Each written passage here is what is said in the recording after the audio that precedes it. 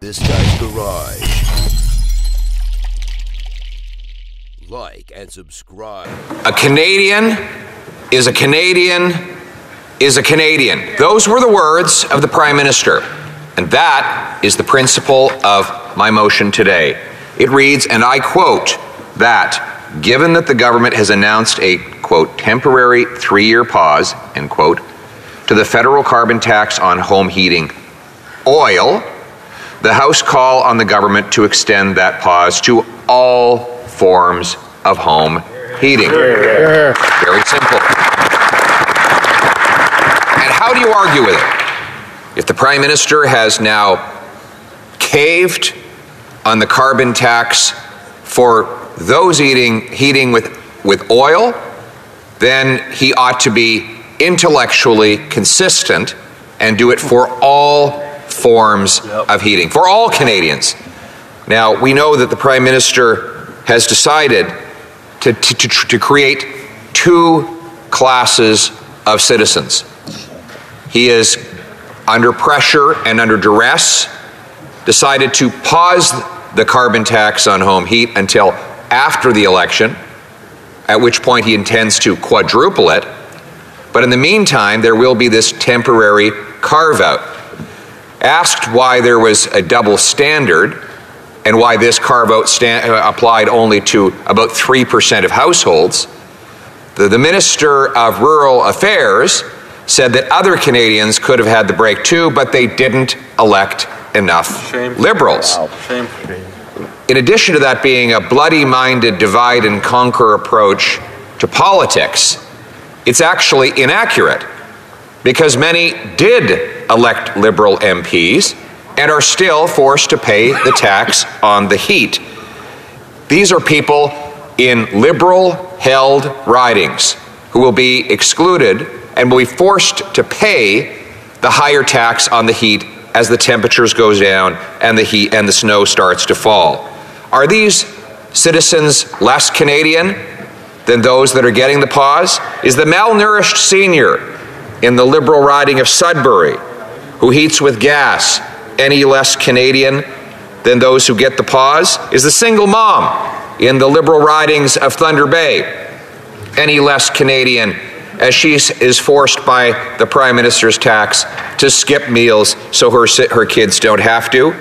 Is the welder in North Bay any less Canadian as he cannot gas up his truck to go visit his dying relatives in other parts of the province any less Canadian?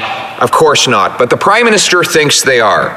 And once again, we see his divide to distract strategy. You see, he thinks that if you are afraid of your fellow Canadian, you might forget that you can't afford to gas your car or heat your home. We have seen this divide and conquer strategy of the Prime Minister over many years. We saw how he called small businesses tax cheats.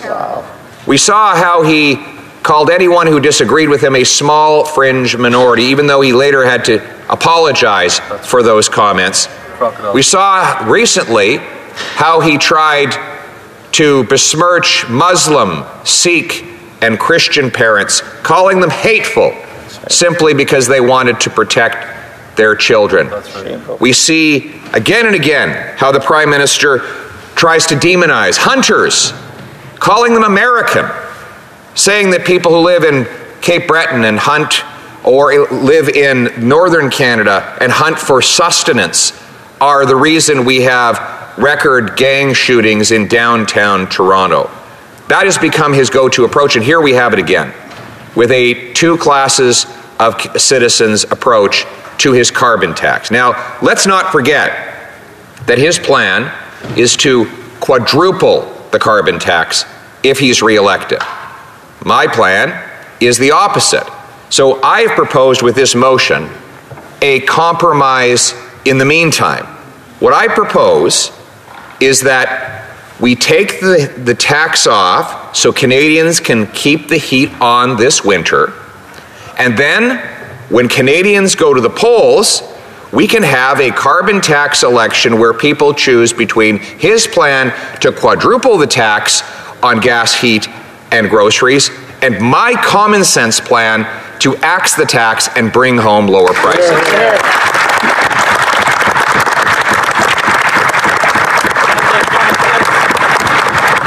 Now, the Prime Minister, in his desperate divide and, by the way, it's not just divide. Yesterday, he wouldn't even show up and defend this approach in the House. He was in Ottawa. He was in the building, and he would not answer questions. Do you have a point of order from the Parliamentary Secretary to the Government House Leader? The leader of the Conservative Party has been told on many occasions he cannot do indirectly what he cannot do directly what he cannot do directly. So something of that nature. You know what I mean, Mr. Speaker. And I would ask that the member recognize that members of all sides of the House at times cannot be in the House for a multitude of different reasons. I will caution the Honourable Leader about that. The Honourable Leader of the Official Opposition. The Prime Minister's strategy is hide and divide. Hide and divide. Hide from debate, divide the population. That's how he thinks he will cling on to power, but here's the problem. He can run away from debating me all he wants. The problem is he can't run away from his own party.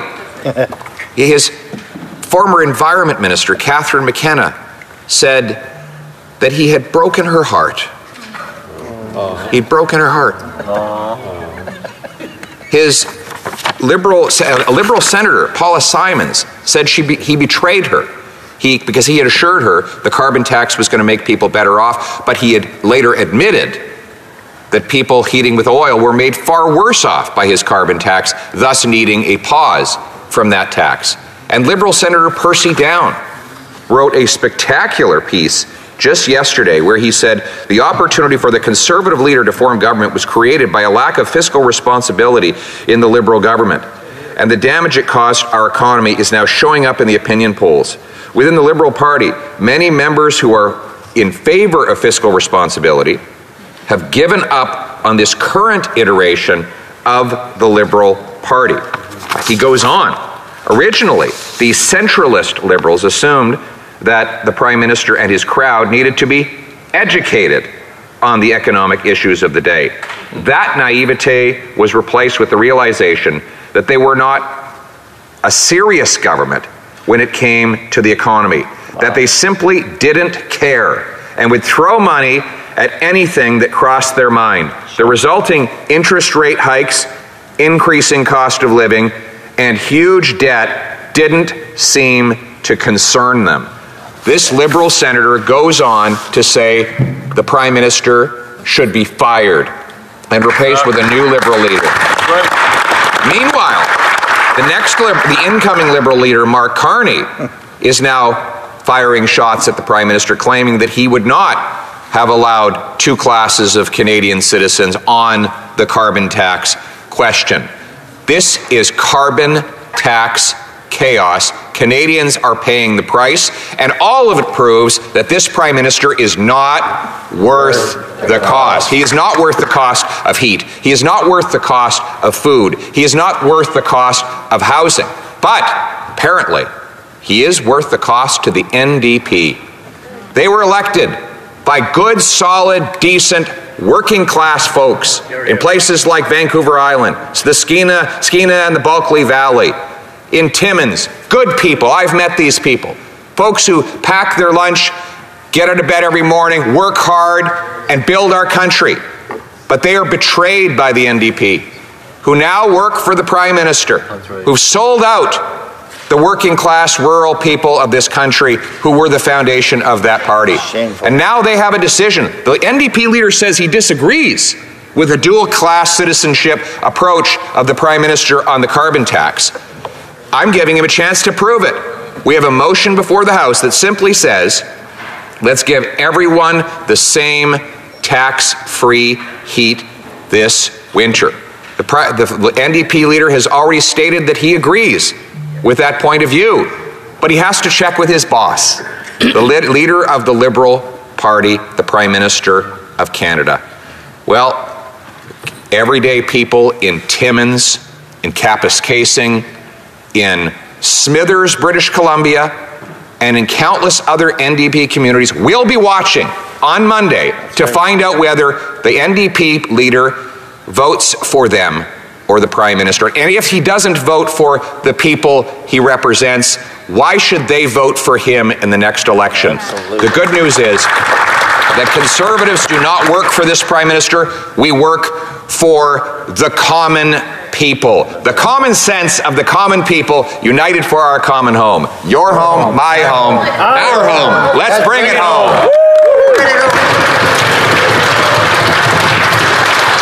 Questions and comments? The Honourable Parliamentary Secretary to the Government House Leader. I'm embarrassed. Well, thank you, Mr. Speaker. You know, it's interesting hearing the leader of the Conservative Party, and you know, one could ultimately say he's taken a bit of a flip-flop, because it wasn't that long ago when he himself actually voted, when the NDP brought forward a motion to remove the GST on home heating. One would think, based on everything that he's been blabbing about for the last week or so, Mr. Speaker, that the Conservatives would have voted in favor of getting rid of the GST on the home heating. Canadians would be surprised to find out that he did not. October 2022. Now he looks to his colleagues. Did I really? He looks confused right yes, now. Mr. Speaker, he really did vote against an amendment that would have removed the GST on home heating oil. My question to the member is why the change? Why the change? I think it's a fair assessment. I agreed with him. You know, I too did vote against it, but I'm curious as to why did the leader of the Conservative Party flip-flop on this issue? No, Honourable Leader of the Official Opposition. We would take all taxes off home heat, Mr. Speaker. That's our view. The Conservatives, in fact, the NDP did copycat our 2019 election platform commitment to take the GST off home heat. That is true. But then they flip-flopped. And the NDP is now working for the Prime Minister. They've sold out the people in Kitimat. They sold out the people in Penticton. They sold out the hard-working miners and loggers in Timmins, and instead decided that they would work for the Prime Minister of Canada, that they would speak for the Prime Minister in those communities rather than speaking for those communities to the Prime Minister. Conservatives are the exact opposite, and that is why we call for a consistent one Canada approach. A Canadian is a Canadian is a Canadian, and we would take the tax off and keep the heat on for all Canadians everywhere, always. I believe we have a point of order from the Honourable Member for Kingston and the Islands. Speaker, I believe you seek it. You'll find unanimous consent to table the NDP motion, and the results of that vote. I'm already hearing no's. I'm already hearing no's. So questions and comments? Question Kamal Tar, the Honourable Member for Courtenay Alberni. Mr. Speaker, when we talk about a one Canada approach, this motion will only apply to 4 provinces and 3 territories. It will not help people in British Columbia. However, New Democrats a year ago brought forward a motion to remove the GST on home heating, which would have applied on all Canadians, all 10 provinces and 3 territories. While I'm getting heckled by the Conservatives, I'll try to push through. But Mr. Speaker, it was in the Conservative platform of 2019 to remove GST on home heating. But what did they do? They voted against it, Mr. Speaker. So talk about who's fighting for all Canadians. The NDP did that by putting forward that motion. Maybe the member from Carleton can explain why his party voted against their promise in the 2019 platform, why they voted about removing the GST on home heating for all Canadians. Honourable Leader de l'Opposition. The Honourable Opposition Leader.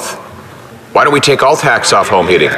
Why don't we take all taxes off home heating? Why don't we do both? Very easy to do. The NDP has copycatted our 2019 platform commitment to take GST off home heating. Now the member is hyperventilating because he is going to lose his seat in the next election because the people on Vancouver Island have seen him betray them again and again, and now he's going to force British Columbians to pay a quadruple carbon tax on their heat, gas, and groceries. He's voting in favor of the federal government, forcing the NDP government in his province to quadruple the tax. Resuming debate, the Honourable Member for Mirabel. Today is like Groundhog Day. We have had many days like this for a long while now, because here we are, once again faced with a Conservative motion that leads us to conclude or observe that it's another motion that does not apply to Quebec. So there have been dozens of motions about carbon taxes, but these motions are not relevant to Quebec. I would love to rise on Conservative Opposition Motion Day to say, well, they're thinking about Quebec, they're taking care of Quebec, this is relevant and positive for Quebecers. They do, of course, take care of the oil and gas industry. They do care about their voters. But what we can conclude from today's motion and all the Conservative motions that have preceded it is that it's not relevant to Quebec.